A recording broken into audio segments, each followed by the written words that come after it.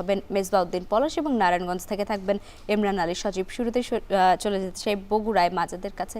মাজেদ, জানাবেন যে জেলার হাট বাজারে কোরবানির পশু সরবরাহ কেমন দেখছেন আর বেচা কেনা হচ্ছে কিনা?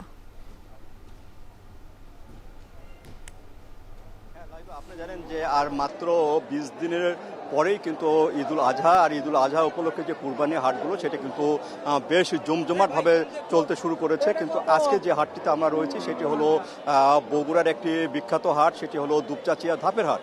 এই হাটে কিন্তু সকাল 8টার থেকে গরু আসা শুরু করেছে এবং এই হাটটি চলবে 5টা পর্যন্ত। এবং এই হাটের যে গরুগুলো আসে সেই গরুগুলো সবগুলোই কুরবানিযোগ্য গরু।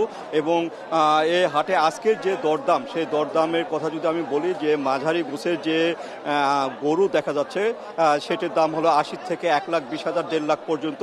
এবং বড় জাতের যে গরুগুলো সেটি হলো 1.5 লাখ থেকে 3 লাখ 3.5 লাখ টাকা পর্যন্ত এই গরুগুলো বিক্রি হচ্ছে। এবং এই হাটের যে ক্রেতা এবং বিক্রেতারা যারা আসছেন তাদের সাথে আমি কথা বলেছিলাম, তারা বলছেন যে এবারে যে গরুর যে সরবরাহ সেটা কিন্তু আস্তে আস্তে বাড়বে।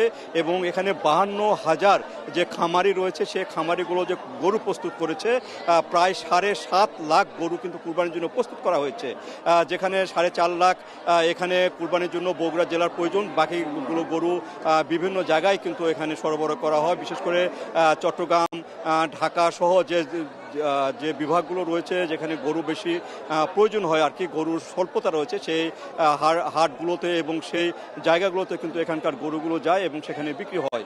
আর এখানে যে পানি সম্পদ বিভাগ তারা যেটি বলছেন, এবারে গরুগুলোকে সম্পূর্ণভাবে প্রাকৃতিকভাবে যে খোল ভুসি যে সেগুলোকে খাওয়াই কিন্তু বড় করা হয়েছে। এখানে কোনো স্টেরয়েড যুক্ত যেন খাবার না হয় সেদিকে কিন্তু সবসময় কিন্তু নজরদারি করা হচ্ছে ডাক্তারদের পক্ষ থেকে। আর এখানে হাটেও কিন্তু এখানে ডাক্তার রয়েছেন, কোনো গরুর কোনো রোগ যুক্ত গরু কিন্তু এখানে বিক্রি যাতে না হয় সেইভাবে কিন্তু তারা প্রস্তুতি রেখেছেন।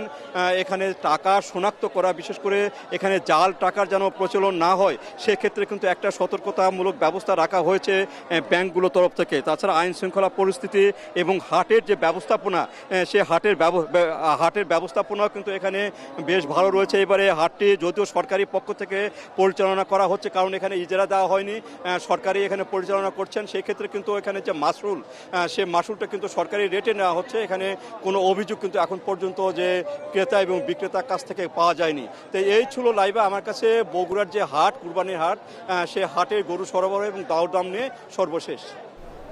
বগুড়া থেকে যুক্ত ছিলেন মাজেদুর রহমান। এবারে চলে যেতে চাই কুষ্টিয়ায় পলাশের কাছে। পলাশ, কুষ্টিয়ায় পশুহাট কেমন জমে উঠলো আর গবাদি পশু সুস্থ রাখতে প্রাণী সম্পদ বিভাগ কি পরামর্শ দিচ্ছে?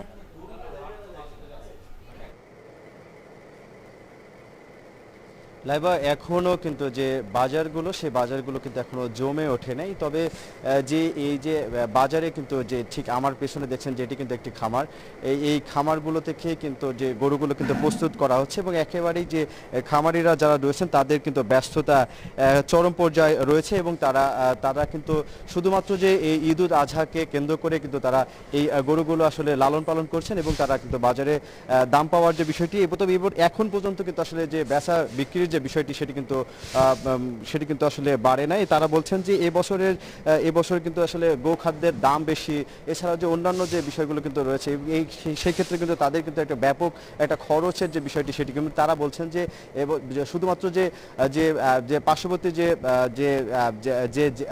পার্শ্ববর্তী যে দেশ সেখান থেকে কিন্তু যে গরুগুলো ছিল যাতে না আসে সেই বিষয়গুলো কিন্তু আসলে তারা বলছেন। এবং তারা বারবার আসলে তারা এরকম একটি আসলে দাবি জানাচ্ছেন, তো তা না হলে কিন্তু তারা কিন্তু একটা বড় একটি ক্ষতির মুখে পড়বেন, এমনটি কিন্তু তারা বলছেন। তবে এই ক্ষেত্রে আসলে একটু বলে রাখি যে কুষ্টিয়ার যে গবাদি পশু, সেই পশুর যে চাহিদা কিন্তু সারা দেশের মানুষের কাছে কিন্তু ব্যাপক থাকে এবং সেই ক্ষেত্রে যে এই পছন্দের তালিকার থাকার কারণে কিন্তু যে এবছর কুষ্টিয়া জেলায় যে 2 লাখ যে গবাদি যে পশু সেটি কিন্তু প্রস্তুত রাখা হয়েছে এবং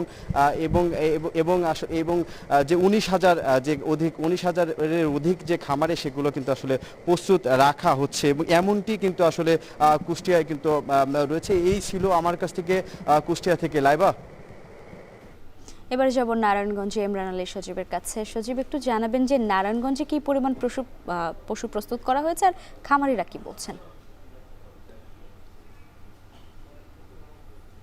লাইবা নারায়ণগঞ্জে এখনো পর্যন্ত আসলে যেই কোরবানির যে পশুর হাট সেই হাটের কিন্তু এখনো ইজারা যে কার্যক্রম সেগুলো শুরু হয়নি, হয়তো আরো কয়েকদিন সময় লাগবে। তো এই মুহূর্তে কিন্তু আসলে খামারগুলো যেগুলো প্রস্তুতের কথা যেটি আপনি জানতে চাচ্ছিলেন, যে সেই খামারগুলো কিন্তু প্রস্তুত রয়েছে। আমরা কিন্তু এখন রয়েছি নারায়ণগঞ্জের একটি খামারে। আমরা দেখতে পাচ্ছেন যে এখানে কিন্তু আসলে বেশ বড় বড় গরু দেখা যাচ্ছে। তো জেলা প্রাণী সম্পদ কর্মকর্তার যে তথ্য, সেই তথ্য মতে কিন্তু নারায়ণগঞ্জে এবছর কোরবানির যে পশু, সেই পশুর চাহিদা রয়েছে 1,03,000 এবং সেই অনুযায়ী খামারগুলোতে প্রস্তুতের কথা বলছেন যে 1,13,000 পশু কিন্তু এখন পর্যন্ত প্রস্তুত রয়েছে।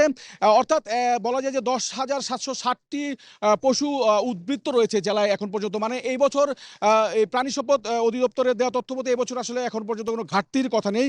জেলায় মোট খামার রয়েছে 6,537টি এবং এই 5টি উপজেলায় কিন্তু এই খামারগুলো রয়েছে এবং এই খামারগুলোর মধ্যে আপনার বড় খামার রয়েছে 200টি এবং প্রান্তিক পর্যায়ে কিন্তু যে বাকি খামার, সেই খামারগুলো কিন্তু রয়েছে।